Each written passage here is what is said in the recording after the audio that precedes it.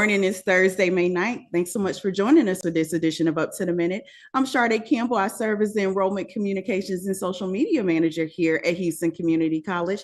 Pleased to be joined by my co-host today, Ms. Linda Davis, who serves as the College Operations Office Manager at HCC Northeast. Good morning, Linda. Good morning, Sade. All right, so great to have you this week. As Dr. Villagran-Glover, our upcoming guest, is always asked, how far out are we from graduation? We've already had one. We have another one on Friday, and our general commencement is 7 days away. So it's grad season. It's time to celebrate. And I know that means a lot for HCCTV because they run so much of the audio and visual experience that happens. So let people know where they can find Up to the Minute if they're catching the playback. If you're catching a playback, we're live on Houston Community College District Facebook page, not HCC, and YouTube. We're also on X, LinkedIn, and on HCCTV, noon, 5 and 10, Monday through Friday. All right. Well, in addition to grad season, for those who may not know, May is Asian American Pacific Islander Month, and we're pleased to have our Thursday Family Fun Day guest join us to talk about that today. We'll have our favorite Texas museum about a Mother's Day tea party and fashion show. Here to talk with us is Kyna Stys, let's start there. Kyna Stys, and she is the Education Museum Programs Director for the National Museum of Pacific War. Welcome to the show. Thank you for having me.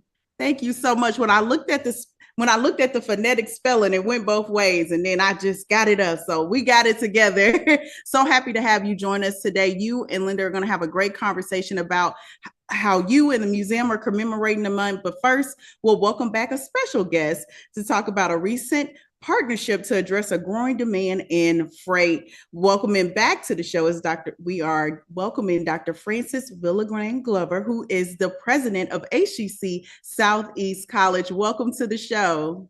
Hey, good morning, Sade. Yes, we're a week away from graduation. Woohoo!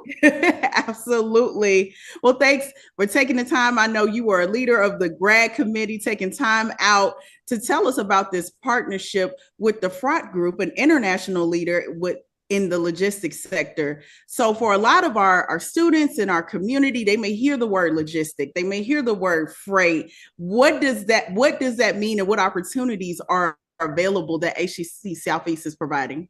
Sure. I love that you asked that question, Sade, because that's something that we talk about every day about logistics. And so, consumers are responsible for the demand of logistics. If you remember during the pandemic, we couldn't even find toilet paper. We couldn't find the essentials to eat and provide for our families because of COVID. And that was because of the logistics. And what logistics is a movement from one thing to another. And so I'm sure when you drive down and the highways in Houston, you see all these fulfillment centers, and there are these big warehouses that pop up. And so that's logistics, and that's moving. Either you can move products, right? When we go online, thanks to e-commerce, thanks to Amazon, we purchase products from around the world. So this is a global industry that's really high in demand. And Houston is known to be a global logistics hub. We got the Port of Houston, we got our 18-wheelers on the highway, we got airplanes going from Hobby and Bush. And so these jobs are really in high demand right now. And for our students, there's jobs in analysts, engineers, managers, loss prevention, inventory, because not only do you have to transport the goods, right? You got to inventory them. You got to make sure that they're safe to transport, right? Because a lot of our products have hazardous materials. So this past, last 2 weeks, we had a MOU ceremony, and we created partnerships thanks to our Gulf Coast Apprenticeship Hub, which is led by Christina Robinson and her team. And so we partner with Fracht, which is a company that's global, it's international, and they've been in existence since 1955. And they're really well known globally. And so with that partnership, our students can have an apprenticeship program where they go into the company, learn what logistics is all about, and best of all, get paid. And so we're really excited about the partnership with Fracht. Yeah, one of the things that makes HCC so special is just the intentionality around our industry partnerships and how that really connects our students to real world opportunities. So a lot of students may have heard of an internship, but they may be unfamiliar with an apprenticeship. Now, I want everyone to walk away knowing that both are, apprenticeship is often paid. So I want you to know when you hear that word, that there's an opportunity for you to get paid while you learn. So the apprenticeship, I know you mentioned the Department of Labor. So we have Fracht, who is our industry partner, and we have this apprenticeship opportunity. For someone who may not know, help them learn more about what is available while they study at HCC. Yeah, and I'm glad you brought that up, because with our partnership, not only with Fracht, but also Department of Labor and our apprenticeship program, and we have many occupations that have apprenticeship opportunities. Many people think apprenticeship is like for a plumber or HVAC, but we have apprenticeship programs in all sectors of the labor market. But this specifically is logistics. And so with our students, they'll come to class, right? They'll sit in the classroom, they'll learn the theory around logistics and all the things necessary to go into the workplace. And then the rest of the other half of the day, they'll actually go into the workforce and get paid. So, it's really a great opportunity for students, especially for our community college students who really can't afford to go to school full time, right? Because they still have to pay the bills. With the apprenticeship program, you get paid and a high chance of even working for the company that you did the apprenticeship program with, because they do assign you a mentor as well. And so Fracht is really committed to partnering. And what I'm really excited about, including the workforce opportunity for our students, is this Fracht also gives back to the community. They volunteer with World Hunger Day. So we're going to partner with Fracht on World Hunger Day and do community service alongside with them. So we're excited about those opportunities. All right. And it sounds really exciting. And specifically, our students will, and I see in the notes here, they'll be paid on average from $18 to $22. So when you said, listen, you still have bills, these are livable wages while you work and learn.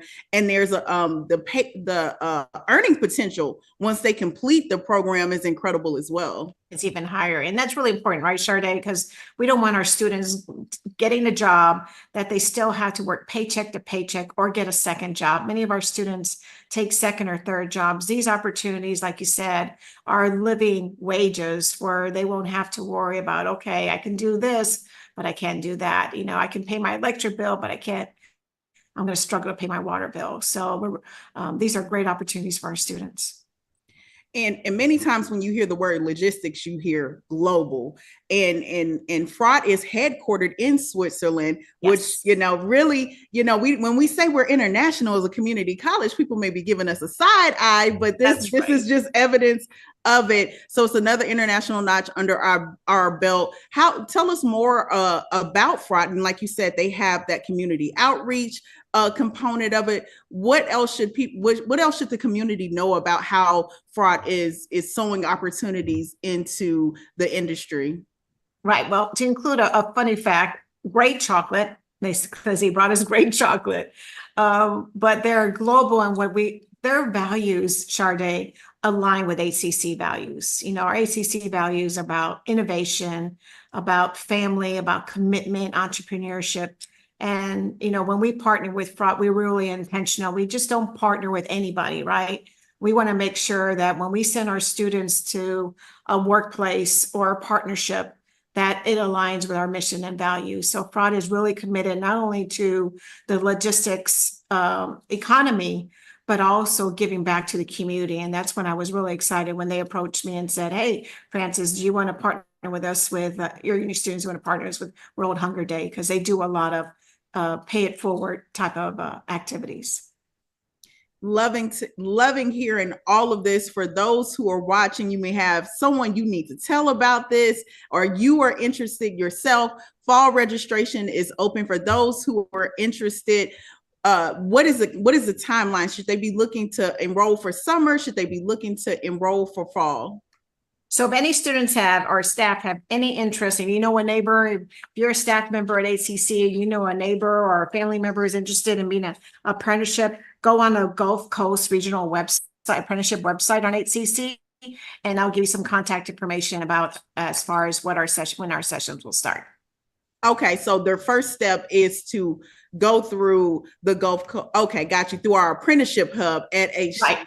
So that is your first step for those who are listening. We'd like to thank Dr. Frances Villagran-Glover for joining us today. She serves as the president of HCC Southeast, which is home to the Center of Excellence for Logistics. We'll have information posted after the show with more details about the program. Thanks so much for joining us. Have a great day, guys. Bye. All right, going to head over to our next interview. Take it over, Lisa. Linda. My goodness, me and names today. I'm kind of name nervous too, but I think I got this one. Oh my goodness. Moving on to Kyna Stys, Education and Museum Program Director for the National Museum of the Pacific War. Welcome back, Kyna. Oh, thanks for having me. And I know my name is tricky. I have 2 different Y sounds, so it's okay. Well, May is Asian American Pacific Islanders Month. So what better time for us to talk about the Tea Party and fashion show with World War II military trends. So let's start with the details of the event. Yes, we are very excited. It's a very unique and educational event, and it's the first time that we're putting this on. But we're going to have a Mother's Day 1940s tea party, and it's also going to feature a fashion show that is going to have women's military uniforms from World War II. It will be occurring this Saturday from 2 to 4 at the Nimitz Ballroom here at our museum. And we are just really excited to have families and the community and everybody, honestly, to come out and see these uniforms that will be modeled by students from a lot of our local schools. So tell us, Kyna, what was the inspiration? Well, at the museum, we are really passionate about creating engaging programs that inspire you to learn. So that's really going out of the traditional sense. We don't want to always lecture, and sometimes what you can learn from an exhibit is so different from what you can learn from an experience. And we want people to be excited about learning. So this came from combining a fun opportunity for families to come out and celebrate their mothers with an ability to show some artifacts up close and personal, but also tell stories that we typically don't hear about. Over 350,000 women served in the military in World War II, and we don't really hear about them that much. So this way you get to see these uniforms and hear a little history along the way. Wow. So where do you get these uniforms? Oh, that's a great question. So we have an amazing collection here at the museum, over 55,000 3D artifacts. And part of being a good steward of a collection is making sure that you have the space to take care of them, and also make sure that they're all mission forward and stay within the scope. And sometimes we'll get objects that we have too many of, or they don't have a story that fits with our collection. And that's great for me, because then it comes to our education department. We have an education outreach collection, and these uniforms are meant to be interacted with. They're meant to be worn, they're meant to be used, they're meant to be touched. And so we can use these for programs to give this really exciting experience to people where you get to actually interact with history. That's amazing. Do you have other experimental programming? We do. This year we've kicked off quite a bit. We just had our first Wings and Wine, where we paired wine tastings from Texas Wine Collective, they're local to Fredericksburg, with artifacts. So we used aviation artifacts, 3 planes, and then an anti-aircraft gun on our battlefield.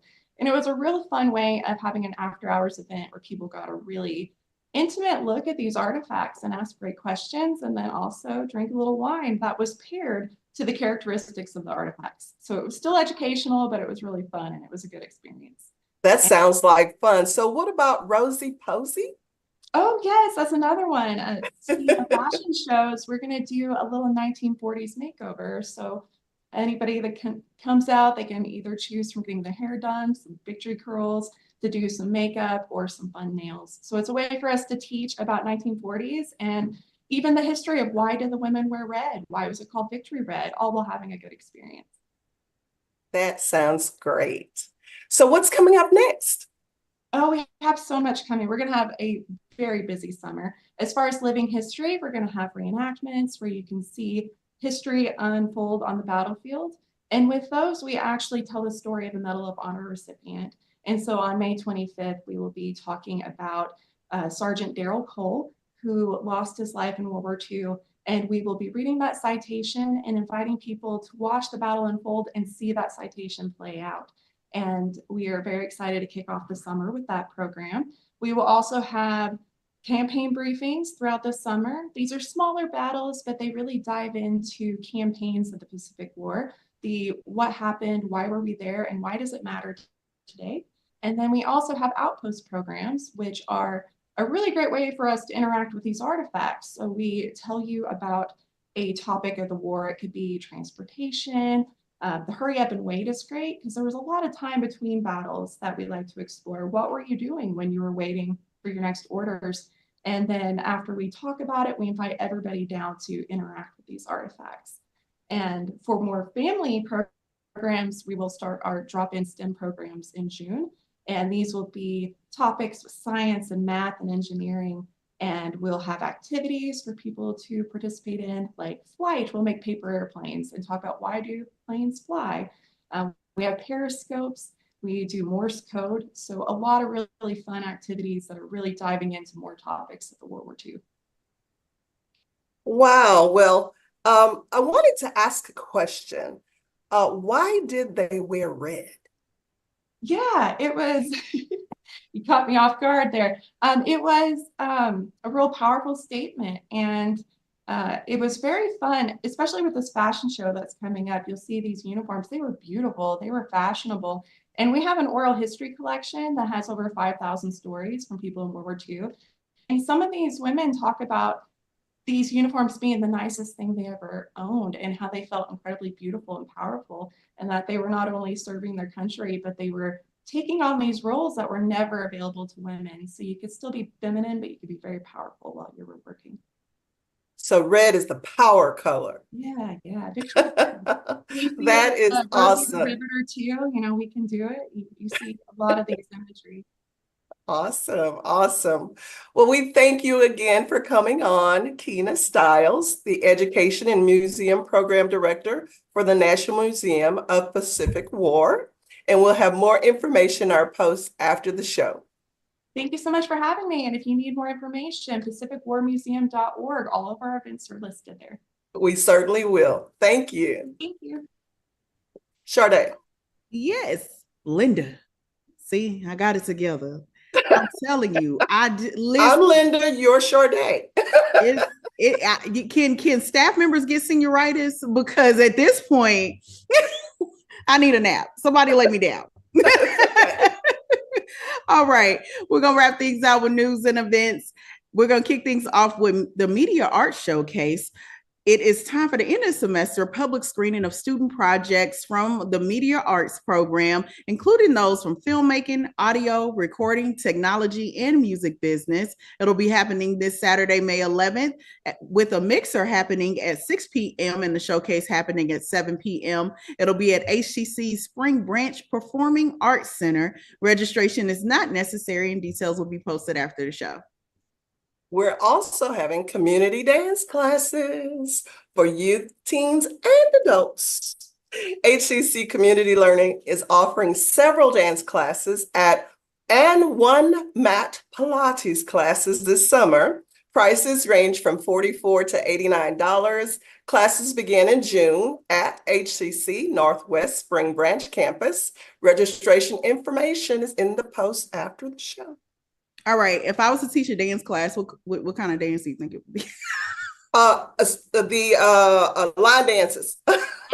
I'm getting up on my line dances. I'm in a class, but if you asked early 2000 Sade, it probably would have been a chicken head or something like that. But either way, I need to dust off my dance resume and see if they need an instructor. I need to go just to drop a few inches. Listen, you were like inches. You caught yourself. I wasn't going to say the bad word, but inches. I know, right? All right. Well, our next announcement is for citizenship courses. It'll be happening Fridays and Saturdays. HCC is currently offering citizenship courses at 3 campuses for only $25. Individuals can take the U.S. Citizenship Preparation class 6 to 8 p.m. on Fridays through June 14th at our Eastside campus, and 9 to 11 a.m. on Saturdays through June 15th at Northline and Brays Oaks campuses. So regardless of what part of the city you're on, there is an opportunity. So be sure to share that with someone you know may benefit from it. Details will be posted after the show. Coding with AI and robotics summer camp. That's my imitation of being AI robotic. I'm really me. It is almost summer camp time at HCC Northeast, and this year participants will learn about coding with AI, artificial intelligence, and robotics. Middle and high school students across the greater Houston area can participate free of charge, and lunch is included parents. It's from 8 a.m. to 3 p.m. June 24th through 28th at the North Forest campus. Availability is limited, so early registration is encouraged. Check your post after the show. But let me say this on a personal note. My son went for 2 years and he learned about drone and he learned about coding and actually received a certificate for those credit hours, parents. So if you're trying to figure out what to do with your kid this summer, take them to the North Forest campus at 6010 Little York, June 24th through 28th from 8 to 3 p.m. All right. Yeah, it is a great opportunity. I always, around this time of year, I'm sharing stuff with my parent friends because it's a great opportunity for parents to get some, have an opportunity to have enrichment. And I guess for lack of better words, not just babysitting. So it's a huge opportunity that HCC offers an array of summer camp. Well, also going on during the summer, we just had one yesterday, our admissions information sessions. We had over 500 people registered to learn about the steps to enroll at HCC. And it could have been you, but you didn't check your email, okay? And you didn't check your text messages, but you could have learned how to take the next step to say what you were going to do in January. Didn't you say in January you were going to come to school? Then you say, you know what? This is going to be the year I finish it. All right. Take that first step, come to one of the virtual info sessions. All you have to do is log on. And our admissions advisors will walk you through the steps, answer any questions live. Fall and summer registration is open, so you can learn those steps, whether you have questions on how to apply, financial aid, international advising is a large opportunity. They are there at those sessions, academic offerings, and you just get the live support that you need instead of having to go through and ask individual questions, maybe at the campuses in there. So it was really a great opportunity to join other future Eagles. Check the post after the show for details on the next session. Fall registration is now open. Is there another word more immediate than now? I don't know, but you need to get on it right now. Registration for fall semester has now officially started with regular and smaller semesters offered in a variety of programs. Like all of HCC courses for the summer and fall, they are offered online anytime. Online on a schedule, hybrid, which is partially face-to-face and partially virtual, in-person, and hybrid labs. So if you want to learn more about HCC programs, start dates, and option to cover costs, visit us, please, at hccs.edu/apply. All right. Well, the first thing that most people decide after they decide they're going to go to school or come back to school is, how am I going to pay for it? And that is who tomorrow's guest is going to be. There's a lot going on with the federal financial aid for federal application for financial aid, and hearing directly from our financial aid experts may be just what you need on this Good Friday. So be sure to tune in for tomorrow's interview to learn how to navigate what is going on with the financial application this season. And as we look ahead to next week, we'll continue to observe Asian American Pacific Islander Month, as well as Mental Health Monday, with the return of Hope Picks to talk about human trafficking, which preys on a high number of Asian women. Thanks so much for joining us for this edition of Up to the Minute. We'll see you next time.